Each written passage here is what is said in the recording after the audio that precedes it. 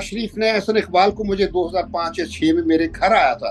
Ehsan Iqbal knows this और मुझे कहा था कि आप मुस्लिम लीग ज्वाइन कर ले, क्योंकि जो सियासतदान जो झूठे हैं ना जिस किस्म के, तो मैं अपने आप को उनके साथ कभी एसोसिएट नहीं करूं। वो जो वेटरन्स थे वो अपनी तरफ से एक सॉलिडारिटी इमरान को कन्वे करना चाहते थे कि आप जिस स्टैंड को फॉलो कर रहे हैं, जिस पाकिस्तान की जो आजादी के लिए कोशिश कर रहे हैं, हम आपके साथ हैं। आज भी हमें अगर जान भी देनी पड़े अपने मुल्क के लिए, अपने वतन के लिए, तो हम में से कोई भी पीछे नहीं होगा। मेरा राब्ता ज्यादा आर्मी चीफ से भी हमारी मुलाकातें होती थी, लेकिन ये जो बाजवा है इससे हम कभी नहीं मिले। ये शख्सियत ही नहीं थी मिलने वाली, सच्ची बात। क्योंकि मुल्क में फौज है, फौज होती है, उसका काम शादी घर चलाना नहीं होता है, उसका काम बिजनेस करना नहीं होता है। हम सब ने मैसेज दिया हुआ है हमको कि हम मिलना चाहते हैं, लेकिन वो नहीं मिलते। मैं बता रहा हूं ना कि ये कुछ अजीब किस्म के लोग हैं।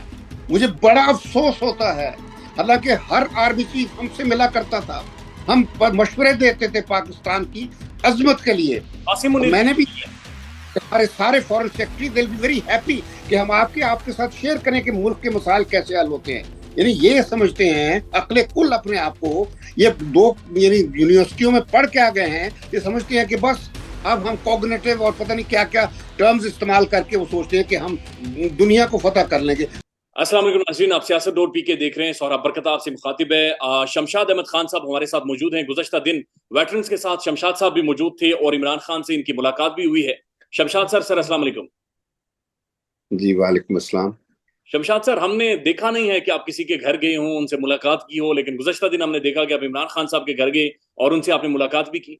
वो तो फिर ये हुआ ना, वेटरन्स के साथ मैं गया, मैं भी वेटरन हूँ, और इमरान खान के साथ मुलाकात हुई, और कोई वो भी कम से कम 1.5 घंटा मुलाकात थी, 1.5 घंटा। और उसमें बुनियादी तौर पर मेरी तरफ से तो कोई चीज नहीं थी, क्योंकि इमरान खान को मेरी सोच का पता है।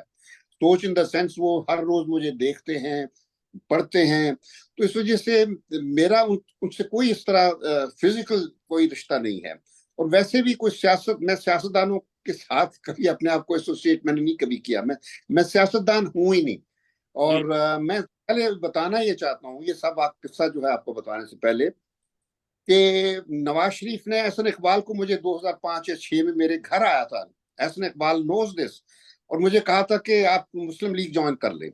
रिटायर हो गया था मैंने कहा था मैं सियासतदान कभी बन नहीं सकता, ना मैं कभी बनूंगा, क्योंकि जो सियासतदान जो झूठे हैं ना जिस किस्म के, तो मैं अपने आप को उनके साथ कभी एसोसिएट नहीं करूंगा। तो मैंने उस वक्त बड़े पोलाइटली इनकार कर दिया था और ये कहा था कि मैं पाकिस्तान का खादिम हूँ, और पाकिस्तान के लिए आपको मेरी कोई भी मदद की जरूरत होगी तो मैं हमेशा मदद करूंगा। और उन्होंने मुझसे मदद ली। फिर मैं बता दूं, मैं कम से कम 13 तक इनकी मदद करता रहा।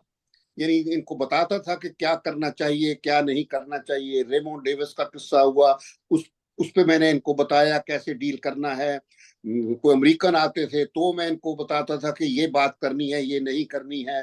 लेकिन बाज दफा ये गलत बातें भी कर जाते थे। मैंने इनको एक दफा कहा था कि भी तुमने, जब वो सेनेटर आ रहे हैं तो वो तुम पर कॉल करें, तुम उनके एम्बेसी न चले जाना। तो बाद में मुझे जब पता चला कि ये मेरी यानी एडवाइस के बरखिलाफ जाके उनकी एम्बेसी चले गए, ये प्राइम मिनिस्टर और एक चीफ मिनिस्टर था, तो मैंने फिर कहा कि मैं ऐसे लोगों से वाकई कुछ नहीं कर सकता। फिर मैं 2013 में जब ये हुकूमत बना रहे थे, मैंने इनको कहा था कि सिस्टम में तब्दीली लाओ। मुल्क बदलेगा जब तक सिस्टम नहीं बदलेगा। हमारे सारे मसाइल सिस्टम की वजह से हैं। तो वहां एक शख्सियत बैठी थी इसके शहबाज शरीफ के साथ, तो उसने कहा कि नहीं शमशाद साहब, हम सिस्टम नहीं बदलेंगे। तो मैंने कहा बस फिर शुक्रिया, थैंक यू। तो मैं उठ के आ गया था। तो अब चीज ये है कि ये जो कल की मीटिंग, परसों की जब भी मीटिंग हुई थी, तो वो जो वेटरन्स थे वो अपनी तरफ से एक सॉलिडारिटी इमरान को कन्वे करना चाहते थे कि आप जिस स्टैंड को फॉलो कर रहे हैं, जिस पाकिस्तान की जो आजादी के लिए कोशिश कर रहे हैं, हम आपके साथ हैं। यानी जितने भी वेटरन्स हैं, लाखों की तादाद में वेटरन्स होंगे पाकिस्तान के, तो उनके बिहाफ पे जनरल अली कुली ने इमरान खान को ये एश्योरेंस दी थी। ये असल मकसद ये था। तो मैं तो जितनी दूसरी बातें में जनरल बातें थी उनमें गुफ्तगू होती रही। साहब एक और सर, सॉलिडारिटी और नहीं, नहीं नहीं, सोरा बात सुनिए ना, इनमें से कोई आदमी सियासतदान है जो वेटरन्स हैं, ना मैं सियासतदान हूं, तो हमें लोग ये समझते हैं अच्छी तरह कि हम गैर सियासी लोग हैं, हम पाकिस्तान के सर्वेंट्स हैं, खादम हैं। हमने अपनी पूरी जिंदगी वक्फ की हुई है पाकिस्तान के लिए। आज भी हमें अगर जान भी देनी पड़े अपने मुल्क के लिए, अपने वतन के लिए, तो हम में से कोई भी पीछे नहीं होगा। जनरल अली कुली, ब्रिगेडियर महमूद, ये पहला इनका जो कमीशन था 1940 पीएमए का, ये उससे ग्रेजुएट हुए थे और बड़े अच्छे थे। इसी वजह एक नुकता दोबारा ऐड कर दें, एक आवाज आ रही है, एक नुकता सर ऐड कर दें। सर, पाकिस्तान के अंदर बताया ये जा रहा है, ये तजिया या तासुर ये दिया जा रहा है जैसे आप सारे वेटरन्स जिनका सियासत से ताल्लुक नहीं है असल में मीडिएट कर रहे हैं एस्टेब्लिशमेंट और इमरान खान के दरमियान, मीडिएशन का रोल प्ले कर रहे हैं। देखिए, वो हम सब चाहते हैं, और मैं बहुत अरसे से ये कोशिश कर रहा हूँ, यानी जब से मैं रिटायर हुआ हूँ, हमेशा जब से ये सिविलियन थे नवाज शरीफ वगैरह, बाद में अभी जब पिछले इमरान की हुकूमत से पहले जो हुकूमत थी और ये थे, मैं फौज को कहा करता था, मैं चेयरमैन जॉइंट, मेरा राब्ता ज्यादा आर्मी चीफ से भी हमारी मुलाकातें होती थी, लेकिन ये जो बाजवा है इससे हम कभी नहीं मिले। ये शख्सियत ही नहीं थी मिलने वाली, सच्ची बात तो पूछिए। तो वो हम सबको पता था, यानी हमारे जो फॉरेन सर्विस के भी, हम फॉरेन सेक्रेटरीज, मुलाकातें हमारी होती थी और हम इनको बताया करते थे कि क्या करने की जरूरत है। और जब से ये बाजवा एंड को आए थे, इन्होंने इस किस्म का कुछ फौज को बना दिया, जिस तरीके से फौज एक बिजनेस कम्युनिटी है, जिस तरह डीएचए की सोसाइटी होती है, रियल एस्टेट का बिजनेस है और ये है और वो है, तो इसको ये नई पाकिस्तान फौज बना के रखा हुआ है। ये हम नहीं चाहते थे, क्योंकि मुल्क में फौज है, फौज होती है, उसका काम शादी घर चलाना नहीं होता है, उसका काम बिजनेस करना नहीं होता है। और ये बातें हम समझाते थे। और मैं हमेशा कहा करता था कि सिविल मिलिट्री कॉन्फ्लिक्ट जब से चल रहा है, क्योंकि सिविलियन जो थे उनकी हमेशा ये कोशिश होती थी कि फौज को हमने नीचे लगाना है, फौज हमारे लिए रुकावट है, क्योंकि जितनी ये करप्शन करते थे तो ये समझते थे फौज रोकती है इनको। तो फौज को एक रुकावट समझते हुए इनकी कोशिश थी कि हम इन्होंने जुडिशरी को अपनी बांदी बना लिया था, इन्होंने पार्लियामेंट तो थी इनकी, एक थिएटर था इनका अपना, और ब्यूरोक्रेसी और पुलिस जो है वो इनकी खादम है, जो मर्जी करें, आई स्क्रैच योर बैक, मिलकर करप्शन करते हैं। तो ये जो बात है कि सिविल मिलिट्री कॉन्फ्लिक्ट जो था, वो मुल्क की जो तरक्की में और मुल्क की असल ट्रांसफॉर्मेशन में रुकावट था। और हमारी हमेशा ये कोशिश होती थी सिविल मिलिट्री जो कॉन्फ्लिक्ट है उसको खत्म करके एक फॉर्मिडेबल पावर के तौर पर रखा जाए, ताकि तो पॉलिटिकल लोकेशन का इस्तेमाल करके इस फौज को वाकई इस्तेमाल करें मुल्क की अजमत के लिए, मुल्क की बड़ा, मुल्क की उस के लिए जिसके लिए हमने इसको न्यूक्लियर पावर बना था। मगर बदकिस्मती ये है कि आज पाकिस्तान हिंदुस्तान से कमजोर ही नहीं, बल्कि आज तो बिल्कुल पंडित जवाहरलाल नेहरू के कहने के मुताबिक जो उसने पेशीन गोई थी वो हमने खुद पूरी कर दी है। इन दो खानदानों ने, ये जो भुट्टो की बकाया जात है जरदारी, जो इंट्रूडर है भुट्टो फैमिली में, इसने भुट्टो फैमिली को तबाह कर छोड़ा है, एक ये और एक शरीफ खानदान, इन्होंने नेहरू के कहने के मुताबिक पाकिस्तान को अब एक तरह से वो कल्चरली ऑटोनोमस एंटिटी बना दिया है, यानी रियासत नहीं रहा, अब यहाँ राजधानियां बन गई हैं। एक जरदारी की राजधानी है, एक ये मौलवी जो बैठी है अपनी समझते हैं कि सरहद को वहां अपना दामाद किसी को बिठा के, तो वो समझते हैं ये हमारी राजधानी है, और ये पंजाब को ये समझते हैं हमारी। तो ये राजधानियां बना ली हैं, यानी एथनिक और लिंग्विस्टिक बुनियादों पर। तो ये तो सारे वेटरन्स अब जाकर army chief general Asim Munir साहब से मिलेंगे?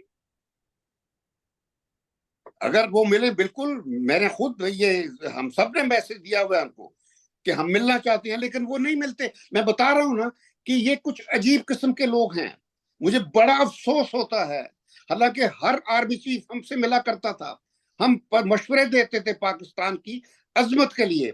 मैंने भी, हमारे सारे फॉरेन सेक्रेटरी दिल बी वेरी हैप्पी कि हम आपके साथ शेयर करें कि मुल्क के मसाइल कैसे हल होते हैं। यानी ये समझते हैं अकले कुल अपने आप को, ये दो यानी यूनिवर्सिटियों में पढ़ के आ गए हैं, ये समझते हैं कि बस अब हम कॉग्निटिव और पता नहीं क्या क्या टर्म्स इस्तेमाल करके वो सोचते हैं कि हम दुनिया को फतह कर लेंगे। दुनिया के अभी तो खुदाम में आला में शामिल हो गए। ये जो आज मैं देख रहा था, हमारा prime minister, so called prime minister जो है, वो इतने कसीद बता रहा था कि मैंने इतने भीख मांगे हैं, वहां से मैंने पैसा लिया, चीन से लिया, अरबों से लिया। यानी खुदा के वास्ते कोई तो प्राइम मिनिस्टर मुल्क को नसीब हो जो मुल्क को अपने पांव पे खड़ा करे। वो अभी भी IMF की कहानियां सुना रहा है कौम को। वो कहता है IMF मिलने वाला है, ये खुशखबरी दे रहा है। वो यार लानत हो फिर ऐसी ऐसी ऐसे सिचुएशन पर कि जहां हम बगैर भीख लिए जिंदा ना रह सके। वो अगले दिन ये जो इलेक्शन कमीशन है, वो कहती है जी फॉरेन फंडिंग साबित हो गई है उसके खिलाफ। अरे भाई, ये मुल्क की फॉरेन फंडिंग पर चल रहा है हमारे सियासतदानों की वजह से। उस फॉरेन फंडिंग होगी नहीं तो ये मुल्क डिफॉल्ट पे चला जाता है। और फॉरेन फंडिंग जो बाहर से IMF से मिलती है, वो ये जो छोटे मोटे सियासी फॉरेन फंडिंग होती है, वो तो इंडिविजुअल्स होते हैं। ये जो फॉरेन फंडिंग मुल्क लेता है IMF के जरिए, ये आप अपने आप को गुलाम बनाया है बड़ी ताकतों का। वो आपको एक्सप्लॉइट करते हैं। शमशाद साहब, सर आपने जो जनरल आसिम मुनीर साहब जो हमारे आर्मी चीफ है मौजूदा, उन्हें जब मैसेजेस आप लोगों ने भेजे तो क्या जवाब आया? फिर मुलाकात क्यों नहीं हो सकी? नहीं, कोई जवाब इनको भी नहीं कहा, कुछ देयर इज नो रिस्पॉन्स, कोई जवाब नहीं है। तो इमरान खान साहब ने, इमरान खान साहब से जब आपने पूछा तो इमरान खान साहब ने कोई अंदिया दिया कि मौजूदा एस्टेब्लिशमेंट आर्मी चीफ साहब से वो मिलना चाहते? नहीं नहीं, ऐसी बातें कोई नहीं हुई। हम देखिए, उस किस्म की बात नहीं है। हमारा यानी उस तरह कोई नहीं, हमारा कोई रोल नहीं है। हमारा कोई फौज के साथ कोई ताल्लुकात तो नहीं रह गए कि हम फौज के बिहाफ पे कोई चीज करें। हम तो इस किस्म का रोल हम प्ले कर ही नहीं सकते। जब हमारा अपना कोई राब्ता नहीं फौज के साथ, तो हम कैसे कोई रोल प्ले कर सकते हैं? ये ऐसे ही। इमरान खान इस वक्त किस फ्रेम ऑफ माइंड में है गोलियां लगने के बाद, और फिर जिस तरह से इमरान खान के ऊपर बाकायदा से ये एक उसके घर के ऊपर? सुराब, एक चीज कहना चाहता हूं कि मैं इमरान को एक फर्द नहीं समझता। मैं उसको जब मिलता भी हूं तो मैं उसको एक इंडिविजुअल के तौर पर नहीं मिलता। और अव्वल तो मेरी मुलाकात नहीं है उनके साथ कभी हुई, ये पहली दफा गालिबन जिंदगी में हुई है। और इसके अलावा एक सेमिनार था इस्लामाबाद में जो वहां की बार कौंसिल ने किया था, उन्होंने मुझे किया था। मैं कभी सियासतदानों की फंक्शनों में नहीं कभी गया, ना मैं जाता हूं ना मैं जाऊंगा। तो मकसद मेरा कहने का है, मैं पाकिस्तान के लिए जिंदा हूं। सर और खान सिर्फ मैं कोशिश कर रहा हूं कि ये फौज जो है, ये जो इस वक्त आजकल फौज की जो क्यादत है, वो पढ़े लिखे लोग हैं। उनको समझ आ जाना चाहिए कि पाकिस्तान बिल्कुल उस दहाने पर पहुंच गया है जहां हम 71 में थे। उस वक्त भी यही मसला था। उस वक्त एक बहुत ही मैवरिक किस्म का सियासतदान था जो जाती लीडरशिप करने के लिए उसने इलेक्शन का रिजल्ट रद्द करवा दिया था। और उसके लिए फौजी जर्नैल जो उस वक्त का मुल्क का सदर था, उसको शराब के नशे में उसको आगे लगा के बाकायदा फौजी एक्शन करवाया। और वो फौजी एक्शन 75 मिलियन अवाम थे बेचारे मशरकी पाकिस्तान के, और उनके खिलाफ 30,000 की फौज सामने खड़ी कर दी। दिमाग नहीं होता है इस किस्म के जो फौजी जर्नैल होते हैं, जब इस किस्म की ऑपरेशंस करते हैं। तो वो military operation finally military debacle में खत्म हुआ और मुल्क टूट गया।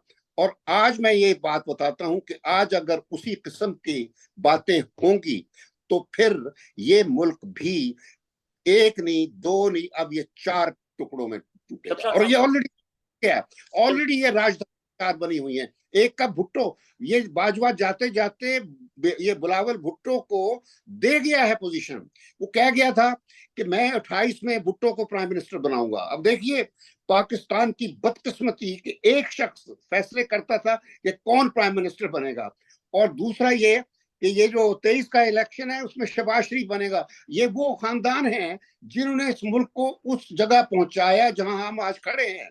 हम तरस रहे हैं कि इज्जत कहीं से नसीब हो। मेरे लिए दौलत कुछ नहीं है। मैं कहता हूं हम पाकिस्तान की डिग्निटी कहीं नहीं रही है।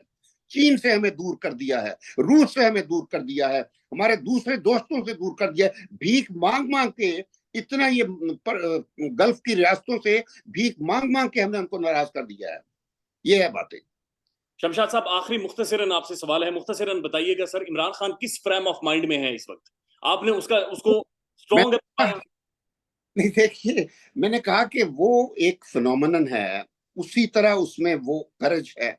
यानी ये कोई आदमी कभी सोच नहीं सकता कि वो आदमी कहीं हिल गया। वो बहुत बदस्तूर उसी तरीके से कायम है और अपने मौक़िफ़ पर डटा हुआ है। बस ये हमने नोटिस किया है वहां, बिल्कुल पूरे तरीके से, और उसी तरह उसमें जोश था, वही कमिटमेंट थी, वही सरगर्मी थी। तो हर लिहाज से और बहुत अच्छे तरीके से उसने सारी अपने जो लोगों ने जिस किस्म की बातें हरकतें की जा रही हैं, वो बड़ी तफसील से शेयर की बातें हम सबसे। बहुत वो शुक्रिया। जो जुडिशियल कॉम्प्लेक्स में जो हुए, मैं कहता हूं मजाक है ये बातें ऐसी। मैंने कभी दुनिया में नहीं ये बात सुनी कि इस किस्म की शायद हिटलर के जमाने में होती होंगी जो यहाँ हो रही है। यहाँ पुलिस जो है, पुलिस का काम नहीं कर रही है। पुलिस इन लोगों के जो खादमों का काम करती है। बदकिस्मती है। शमशाद साहब, बेहद शुक्रिया वक्त देने के लिए sir. Thank you so much. Thank you.